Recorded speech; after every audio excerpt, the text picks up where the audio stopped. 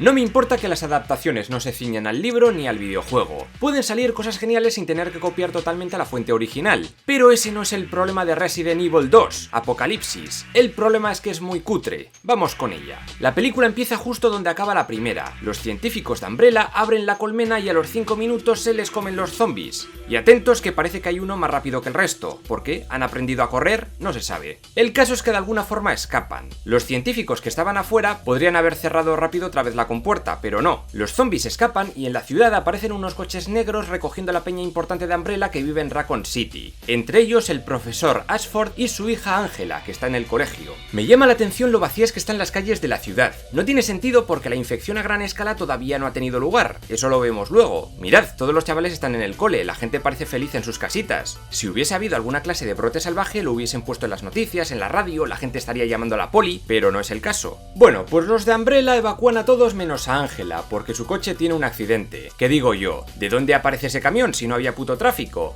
¿Los de Umbrella no tenían rastreadores en esos coches? ¿No podían haber enviado a alguien a ver qué ha pasado? Pero si tienen hasta cámaras por toda la puta ciudad, ¡qué dejadez de gente! La niña sobrevive y como se ve que no tenía otro sitio mejor donde esconderse, decide volverse andando a la escuela. Pues vale. 13 horas después ya por fin llega el caos a Raccoon City. Ahora sí, joder. Y en este momento conocemos a una ex poli de los Stars llamada Jill Valentine. La pava entra en la comisaría y empieza a disparar a los zombies. Al parecer se ha enterado de que son muertos vivientes y no tienen cura, y les dispara a todos en la cabeza. Sus compañeros podrían pensar que se ha vuelto una loca homicida, pero nadie le detiene. Mientras tanto, el director de Umbrella en Raccoon City, Timothy Kane, activa a Alice con intenciones malévolas. ¿Cuáles? No queda nada claro, porque sí, para luego pegarse con Némesis, yo qué sé. De todas formas, podría haberle abierto la puerta ya de paso, porque dudo que supiera que la chica tenía la habilidad de abrirla con una aguja. Más tarde, Umbrella está evacuando a la gente de la ciudad por un puente. Esta es una parte que no entiendo. Mirad los planos generales de la ciudad. Si eres un ciudadano, por poder podrías huir por donde quisieras. Sin embargo, en esta peli de pronto aparece una murallaca de la hostia rodeando la ciudad que dudo que solo en 13 horas la hayan podido levantar. Y es que parece que el único punto de salida es un puentecico, que antes ni tenía muralla ni nada. Es completamente absurdo. ¿Y qué pasa con la gente de los barrios residenciales? Esta gente se queda fuera de la muralla. ¿Por qué razón? Qué random, ¿no? Y no es sospechoso que quien esté al mando de todo no sea la Guardia Nacional ni el Ejército, sino soldados con el símbolo de Umbrella. ¿Pero no era solo una farmacéutica? ¿Qué coño hacen ahí con armas? Y si quieren mantener el incidente en secreto, ¿por qué dejan evacuar a algunas personas? Porque su plan es tirar una bomba y decir que ha sido un reactor nuclear que se ha jodido. Pero claro, si dejas salir a la gente que ha visto zombies, la liamos. Y os recuerdo que en 2004 ya había móviles con cámara, muy chusca pero había. Uno de estos soldados de Umbrella es Carlos Olivera, que prefiere desacatar las órdenes de la compañía por rescatar a una civil en apuros. Su misión es... La verdad, no lo sé. ¿Contener la infección? Dudo mucho que Umbrella esté por la labor, y más si tiene planeado lanzar una bomba nuclear. Pero bueno, cualquier excusa es buena para enviarles a pegar tiros a unos cuantos zombies. Por otro lado, Jill, su compañero de Stars, Peyton Wells, y la periodista Terry Morales deciden refugiarse en una iglesia. Se ve que no había otro sitio mejor. Probablemente el lugar más tétrico de toda la puta ciudad, y también el más oscuro. Ah, y es que encima, casualmente, dentro hay 3 jodidos leakers. ¿De dónde mierda han salido? ¿Llevaban ahí todo el rato? No se sabe. Yo supongo que vendrían de aquellos contenedores de la colmena, pero cuando estuvo Alice solo rompieron uno y al leaker que escapó lo mataron. ¿Cómo han salido otros si los zombies no tienen fuerza para romper los contenedores esos? ¿Y por qué vemos su visión si se supone que no tienen ojos? Además, en la primera parte, nada más comer, el bicho mutaba a otro ser más grande. En esta segunda parte ya no. Y bueno, Alice hace su aparición estelar entrando por la vidriera en moto que dices, ¿había una rampa afuera o qué? La tía se carga a los 3 bichejos en una escena tan flipada que no se la cree ni Michael Bay.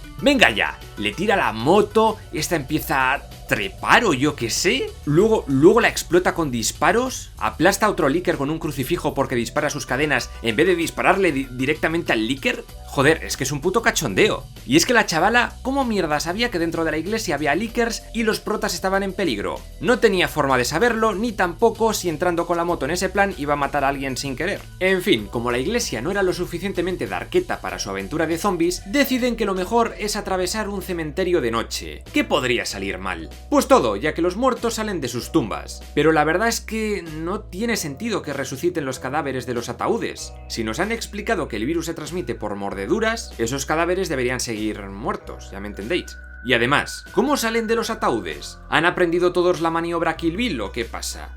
Como los protas no tienen balas y viendo el percal, lo lógico sería salir echando patas, pero esta gente no. Esta gente prefiere empezar a dar patadas voladoras a todo Kiski, hacer llaves a los zombies para romperles el cuello, y todo eso mientras son rodeados por más y más muertos vivientes, que por alguna razón deciden todos resucitar a la vez justo en ese momento. La cosa se ha ido de madre y Timothy Kane decide que es el momento de activar a Nemesis, es decir, Matt el de la primera peli reconvertido en un zombie grandote que al parecer puede cumplir órdenes de Umbrella. Su misión es matar a todos los agentes de STARS para ver si es una buena arma biológica. ¿No sería mejor intentar acabar con la infección, matar a los zombies y esas cosas? Al fin y al cabo es la movida que vosotros habéis liado. Pues no, va por los STARS, que están atrincherados en una tienda. Se carga a todos menos a LJ, que como es un mero civil, pues nada, le deja vivo. Me hace gracia esto.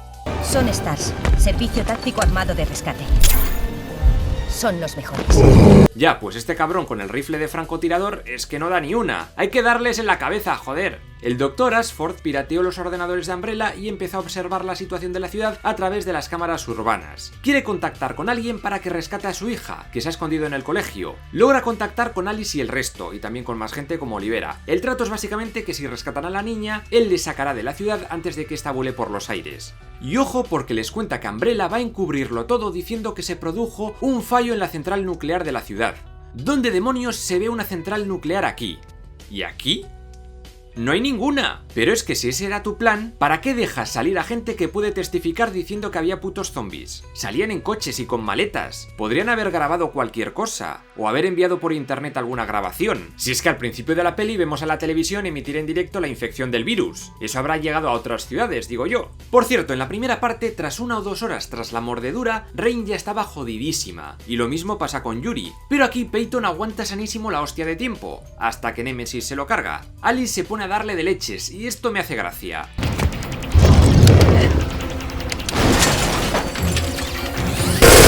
¿Cómo mierda pega ese salto? Joder, es que es tan falso. Es muy de serie B. Jill y Terry encuentran a LJ y todos juntos llegan a la escuela. Lo primero que hacen es lo que nunca hay que hacer: separarse. En serio, Jill, ¿por qué dejas sola a la periodista que nunca disparó de un arma? Es 1000 veces más seguro ir todos juntos. Claro que así cubres más terreno, pero después para volver a encontrarse es un pifostio. Nadie haría eso, joder. La periodista acaba rodeada de niños muertos y se la comen. Normal. Jill, joder, eres una irresponsable. Pero también dices, ¿de dónde han salido todos esos niños zombies? Si segundos antes no había ni uno, y es que gruñen, hacen ruidos, no son especialmente silenciosos. ¿Han sido educados por Sam Fisher o qué pasa?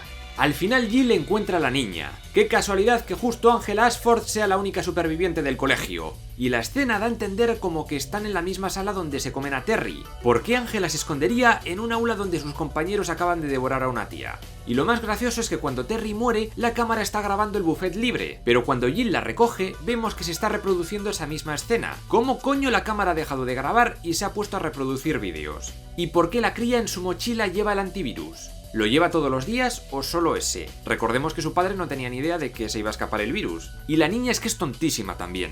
Están ella y Jill en el comedor y atentos. Esas cosas están aquí. Tranquila, cariño, son lentos. Corremos más que ellos.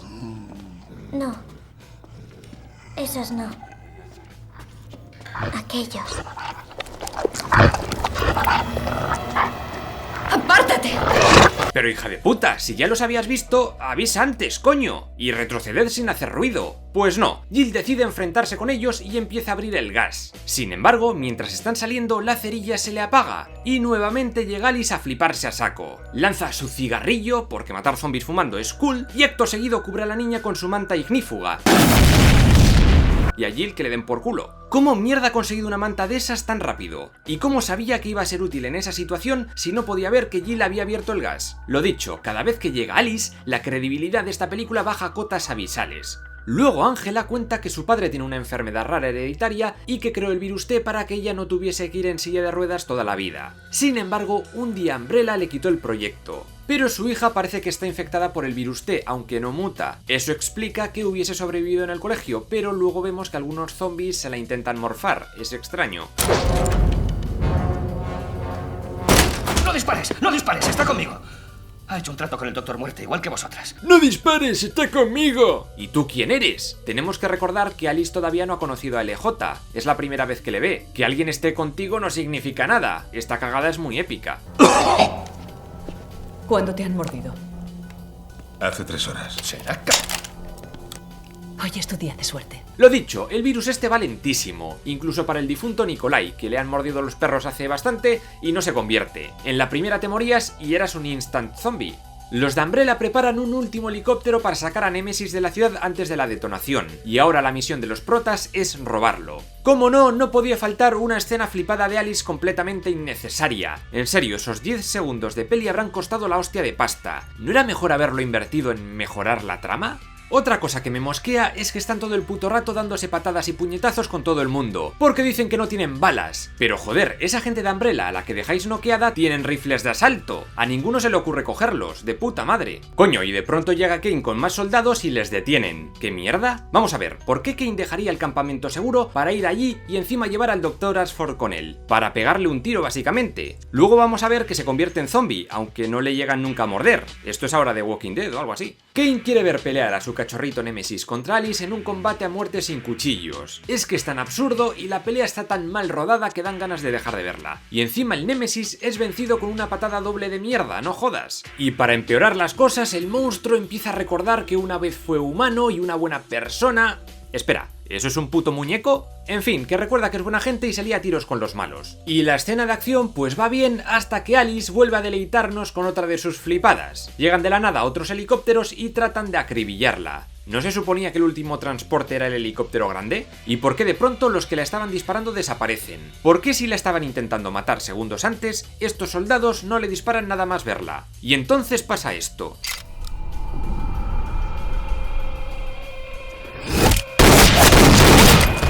Que sí, que es una escena calcada de uno de los juegos, el Código Verónica, creo, pero no deja de ser absurda de cojones. De los videojuegos hablaremos otro día que también tienen telita. Finalmente Némesis le hace un photobomb a Alice y destruye a todos sus enemigos y la palma.